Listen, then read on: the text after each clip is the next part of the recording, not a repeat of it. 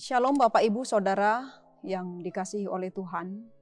Kita bertemu kembali dalam tahun 2023 ini melalui renungan harian dari HKBP Batam. Maka kami menyapa dari tempat ini kepada saudara-saudara sekalian, kiranya hari ini membawa sukacita dan kebahagiaan bagi kita semua. Dan sebelum mengawali seluruh aktivitas kita dalam satu hari ini, maka mari meluangkan waktu sejenak untuk mendengarkan firman Tuhan. Kita bernyanyi.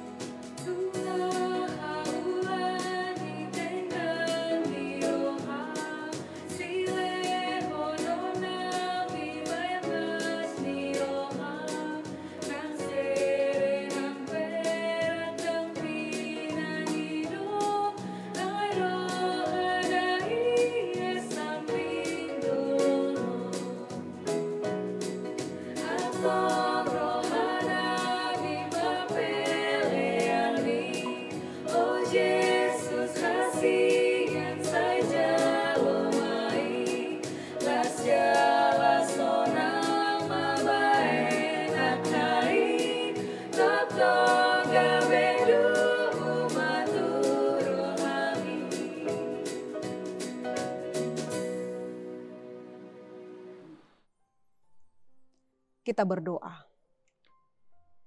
Ya Allah, Bapa Surgawi, Bapa Tuhan kami yang kami kenal di dalam nama anak-Mu Tuhan Yesus Kristus, syukur kami persembahkan kepadamu Tuhan.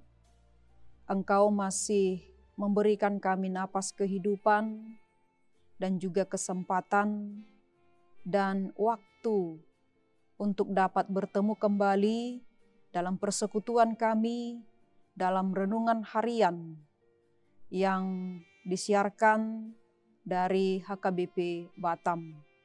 Kiranya Tuhan, firman-Mu pada saat ini yang akan kami dengarkan menjadi kekuatan bagi kami dalam satu hari ini juga, untuk memberangkatkan kami dalam melakukan segala aktivitas kami, agar selalu mengandalkan Tuhan saja dan kami diberikan kekuatan. Terimalah doa kami ini Tuhan, hanya di dalam nama Tuhan Yesus kami berdoa. Amin. Saudara yang dikasihi oleh Tuhan, firman Tuhan untuk kita pada hari ini, Kamis tanggal 2 Februari 2023, tertulis dalam Matius pasal 5 ayatnya yang ke-8. Dikatakan demikian, berbahagialah orang yang suci hatinya, karena mereka akan melihat Allah. Martuama paroha na ias, ai idaun nasidado debata. Adapun yang menjadi judul dari renungan kita pada hari ini adalah hiduplah dalam kesucian hati. Saudaraku, ketika kita berbicara mengenai hati, maka kita sedang berbicara mengenai keseluruhan hidup seseorang. Sebab hatilah yang menggerakkan seseorang itu untuk bertindak. Di dalam hati ada pikiran, ada kehendak, ada emosi, ada keinginan dan juga kemauan. Dan apa yang ada di dalam hati seseorang itu akan terlihat dari cara dia bertindak sehari-hari. Dan dari hati juga timbul segala pikiran yang jahat, pembunuhan, perzinahan, percabulan, pencurian, sumpah palsu, hujat, dan lain sebagainya.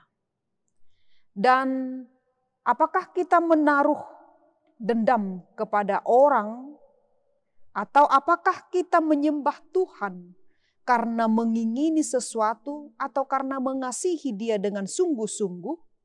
Di dalam hati kita itu semuanya ada. Itu sebabnya saudaraku yang dikasihi oleh Tuhan, sangat penting sekali untuk menjaga hati. Agar hati kita dapat memancarkan hal-hal yang baik. Dan tentunya yang berkenan kepada Tuhan. Dan mari kita memeriksa hati kita. Apakah kita memiliki motivasi dan tindakan yang benar lewat apa yang sedang kita pendam di dalam hati. Orang yang demikianlah yang dapat menikmati hidup dengan damai, sukacita, senang, tenang, dan juga sejahtera. Hati yang suci adalah hati yang peka terhadap segala hal yang bersifat dosa. Dengan demikian, dia tidak mudah terpengaruh, terkontaminasi, dan terperdaya oleh dosa. Saudaraku yang dikasihi Tuhan, dalam firman Tuhan hari ini Yesus berkata, berbahagialah orang yang suci hatinya, karena mereka akan melihat Allah. Bagaimana mungkin Yesus berbicara, berbahagialah orang yang suci hatinya? Apa maksud dari perkataan Yesus ini? Tuhan tidak sedang berbicara mengenai perbuatan manusia. Karena pada dasarnya tidak ada manusia satupun yang tidak berdosa. Tetapi yang menjadi fokus dari Yesus adalah hati, bukan perbuatan seseorang. Dan Yesus sedang mengkontraskan atau membandingkan apa yang biasa dilakukan oleh bangsa Israel. Orang Israel sangat suka membicarakan mengenai kekudusan dalam bertindak. Dan itu terlihat dalam banyaknya ritual, persembahan yang diberikan mereka. Berpuasa, sunat, dan hukum-hukum Taurat yang mereka kerjakan. Sehingga mereka disebut suci. Akan tetapi kehidupan dan perilaku mereka jauh dari apa yang diharapkan oleh Tuhan. Maka orang yang suci hatinya adalah mereka yang telah ditebus oleh Yesus Kristus, yang setiap hari menyelidiki hatinya dan memperbaiki apa yang ada di dalam dirinya. Oleh karena itu tidak ada yang suci hidupnya, tidak ada orang yang kudus, dan tidak ada seorang pun yang dapat melihat Tuhan. Tetapi Yesus berkata, orang yang suci hatinya akan dapat melihat Tuhan. Maka saat ini ketika kita sudah percaya kepada Yesus yang telah mengampuni dan menyucikan kita, maka marilah mengisi hati kita setiap hari dengan perbuatan yang benar, dengan firman-Nya. Maka konsekuensinya atau hasilnya kita dapat melihat Allah. Artinya kita dapat mengalami, merasakan, menikmati hadirat Allah dalam hidup. Hadirat Allah itulah yang memampukan kita untuk dapat menjadi berkat bagi sesama dan hidup memuliakan Allah. Amin, kita berdoa.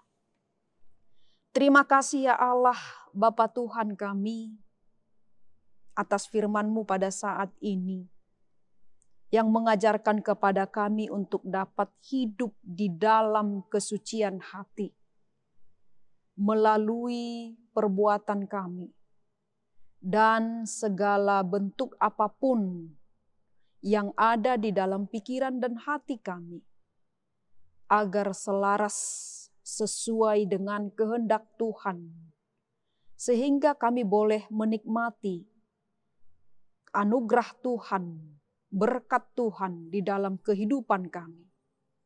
Dan kami juga boleh dapat menjadi berkat bagi orang-orang di sekitar kami dan juga bagi dunia ini. Untuk itu Tuhan, maka sucikan kami melalui darah-Mu yang kudus.